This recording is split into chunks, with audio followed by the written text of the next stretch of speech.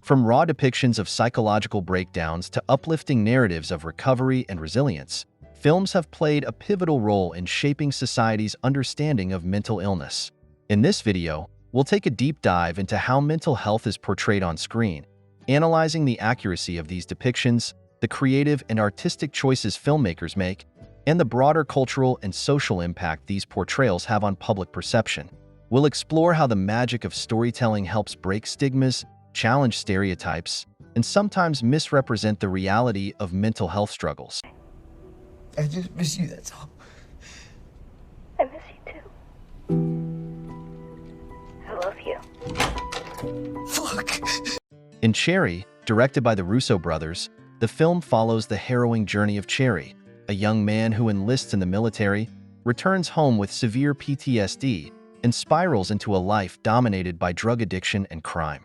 Cherry's struggle is a visceral portrayal of the mental and emotional toll of war, where his internal battles are brought to life through inventive storytelling and a unique visual style.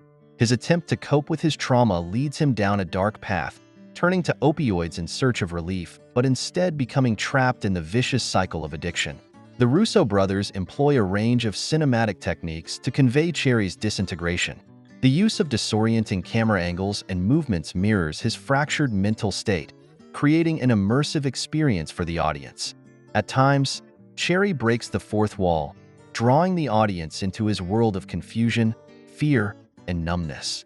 This unconventional narrative structure underscores the fragmented nature of his thoughts and memories, reinforcing how deeply PTSD has altered his perception of reality. The depiction of Cherry's opioid addiction is stark and unflinching, showing how quickly and brutally substance abuse takes over his life.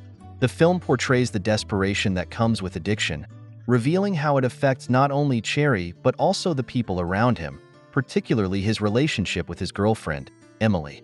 The relentless descent into crime to fund his addiction is a powerful illustration of how drugs consume his identity and moral compass. Get on the ground! Get on the fucking ground now! The one thing about robbing banks is you're mostly robbing women, so the last thing you want to be is rude. Ma'am, it's nothing personal. Cherry provides a window into the often invisible struggles of veterans suffering from PTSD and addiction. By combining the Russo brothers' stylized filmmaking with raw and disturbing emotional beats, the film humanizes the mental health crisis faced by many veterans, showing how trauma can push individuals to destructive extremes. While some critics found the film's chaotic narrative overwhelming, others praised its emotional depth and portrayal of a deeply personal experience. The film serves as a conversation starter on the broader societal issues of mental health, addiction, and the failure of systems meant to support veterans, encouraging a deeper empathy for those facing similar struggles.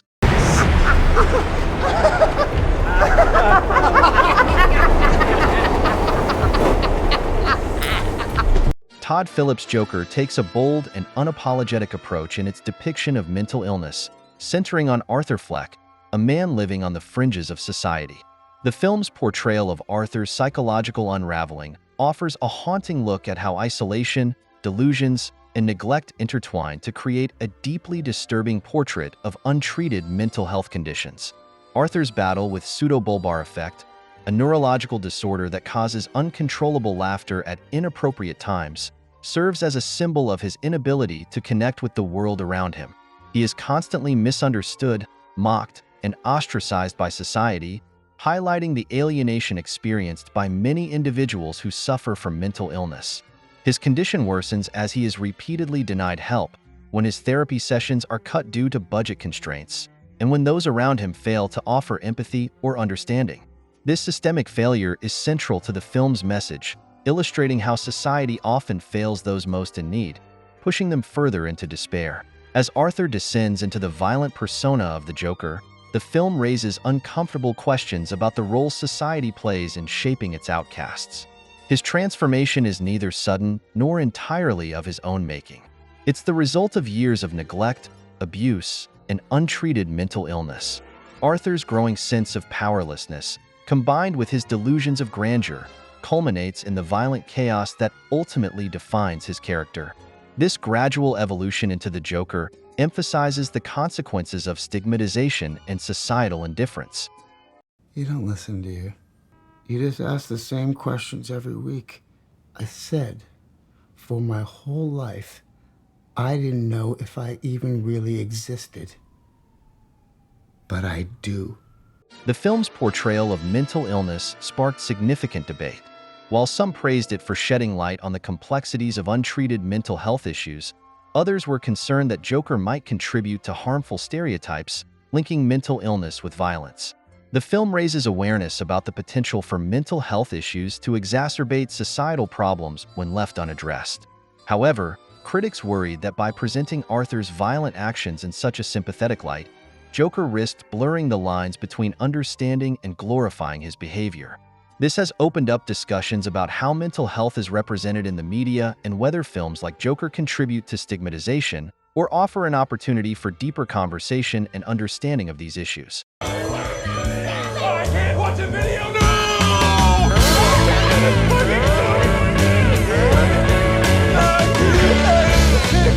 David O. Russell's Silver Linings Playbook offers a refreshingly uplifting yet still complex portrayal of mental illness, particularly focusing on the experiences of two characters grappling with their own emotional and psychological struggles.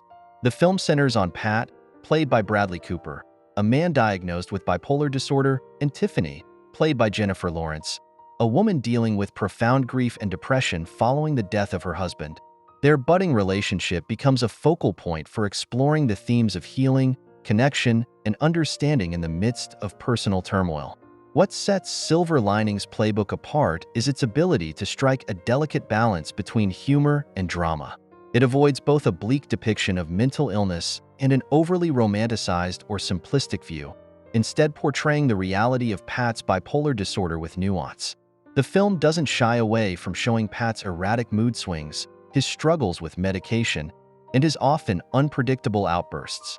These moments are raw and grounded in reality, but the film also introduces a sense of hope by illustrating how Pat's relationships, particularly with Tiffany and his family, serve as key factors in his path toward stability.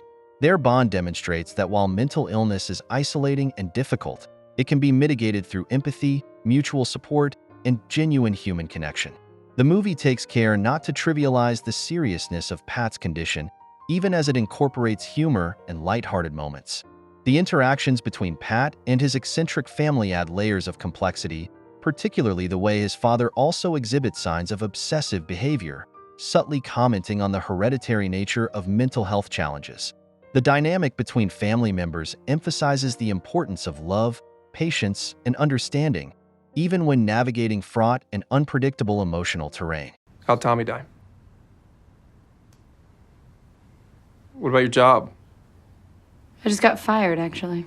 Oh, really? How? I mean, I'm sorry. How'd that happen? Silver Linings Playbook had a significant impact on how bipolar disorder and mental health, in general, are perceived by the public. The film was widely praised for its honest portrayal of bipolar disorder, offering viewers a narrative of hope and recovery without trivializing the very real struggles faced by individuals living with mental illness. By centering Pat's journey around his relationships with Tiffany, his family, and his community, the film opened up broader discussions about the role of support systems in managing mental health. It sparked conversations around the importance of empathy and community, reinforcing the idea that recovery and stability are not solitary endeavors but can be bolstered by strong, understanding relationships. However, despite its positive reception and accolades, some critics felt that the film oversimplified the complexities of mental illness, particularly for the sake of maintaining a more conventional romantic narrative. While Silver Linings Playbook remains an important piece in destigmatizing mental illness, this critique highlights the tension between crafting a commercially successful film and fully delving into the depth of such a nuanced issue. In the end, the film's message remains clear. Although living with mental illness can be incredibly challenging, there is always hope for connection, healing, and finding one's own silver linings.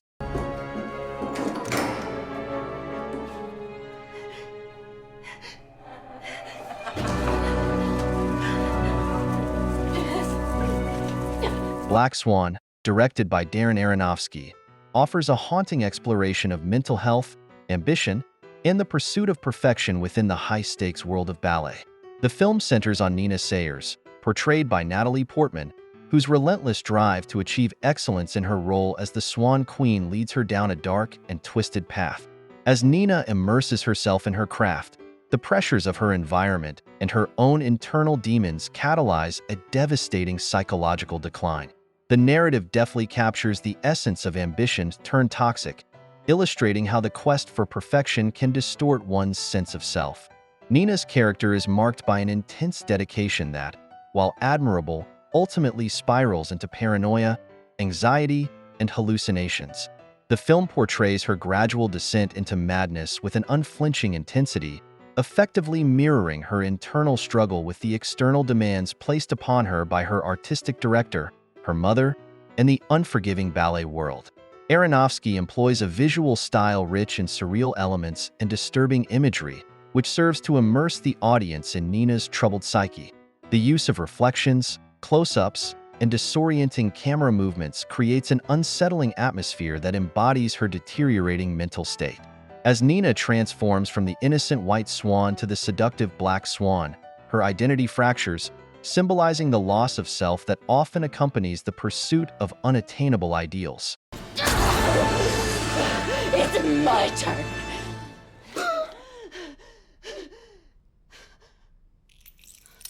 Black Swan not only highlights the psychological toll of performance, but also opens a crucial dialogue about the broader implications of societal expectations on mental health. It confronts the viewer with uncomfortable questions about how the demands of success in competitive environments can exacerbate existing vulnerabilities and lead to tragic consequences. Nina's harrowing journey serves as a cautionary tale about the price of ambition, urging audiences to reflect on the fine line between dedication and obsession. Films like Joker, Black Swan, Cherry, and Silver Linings Playbook showcase the power of cinema to shape public perceptions of mental health. These films carry the responsibility of presenting mental illness with nuance and care. While they can foster understanding and reduce stigma, they can also reinforce harmful stereotypes if not handled properly. As audiences, it's essential to approach these portrayals critically, recognizing that while films can inspire empathy and awareness, they are also dramatic interpretations of deeply complex issues. In the end, cinema holds a mirror to society, reflecting our fears, hopes, and misconceptions about mental health. As more films continue to tackle this important subject, the conversation around mental health will continue to evolve, hopefully leading to greater empathy, understanding, and support for those who need it most.